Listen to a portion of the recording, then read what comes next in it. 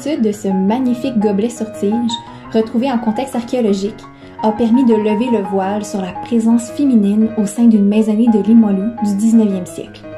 Cet artefact fut mis au jour lors des fouilles de la fosse des latrines de la maison nommée Headley Lodge, autrefois située entre la 2e et 3e avenue, où se trouve aujourd'hui un stationnement public. Les fosses des latrines sont, pour la plupart, utilisées au 19e siècle à la fois comme toilette et comme poubelle, ce qui explique la présence de ce type d'objet domestique dans cette structure. Ce gobelet sur tige, dont la surface a été altérée par son séjour dans la fosse, fait partie d'un ensemble de 7 verres arborant un cartouche aux initiales MA. La position d'initiales gravée sur les verres sur tige était tendance autour des années 1800-1840, ce qui nous donne un premier indice sur ses origines.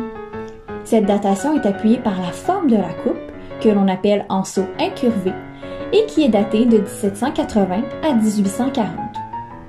La datation de ces verres est donc assez précise, mais une question importante demeure. Qui est MA? Cette fosse des latrines est associée à l'occupation du site par les Anderson, plus précisément par Horatio Smith Anderson et sa famille à partir des années 1850. Toutefois, seulement sa fille Mary Anderson porte ses initiales et cette dernière est née en 1850.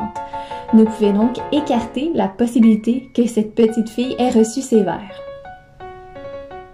Toutefois, le père de Horatio Smith Anderson, nommé Anthony Anderson, a séjourné à Headley Lodge au début du 19e siècle.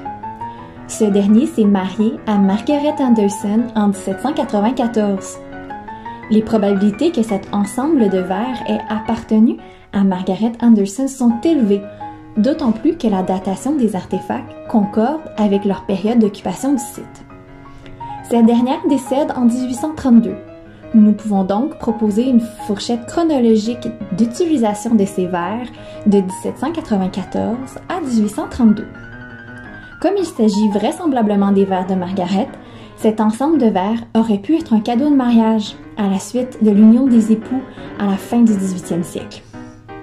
Durant cette période, il était de coutume d'offrir aux mariés une coupe à 2 anses verticales en volute, habituellement ornée des initiales gravées de la mariée et de la date du mariage. Cette coupe porte également le nom de coupe de femme ou tasse de femme dans les inventaires après décès et autres documents d'archives. Les nouveaux époux buvaient à même cette coupe après la cérémonie religieuse, puis gardaient la coupe comme symbole de leur union. Serait-il possible que les gobelets gravés des Anderson aient été offerts selon cette coutume? Nous aimerions bien le croire. L'ensemble de 7 gobelets gravés diffère certes de la description de la coupe de femme du 18e siècle, mais cette pratique appuie notre hypothèse selon laquelle ces gobelets sur tige auraient été offerts à Margaret lors de son union à Anthony Anderson au tournant du 19e siècle. La découverte de ces verres à initiales est exceptionnelle, d'une part étant donné l'intégrité des objets, et d'autre part d'un point de vue biographique, dans le sens où ils permettent d'entrevoir l'existence même de Margaret Anderson sur le site. La présence des femmes est souvent difficile à percevoir dans les collections archéologiques et se limite la plupart du temps aux produits pharmaceutiques féminins, aux objets liés à la couture ou par extension aux artefacts associés aux enfants tels que les biberons. Par l'entremise de ces verres, nous avons accès à un fragment de l'histoire de cette femme du 19e siècle.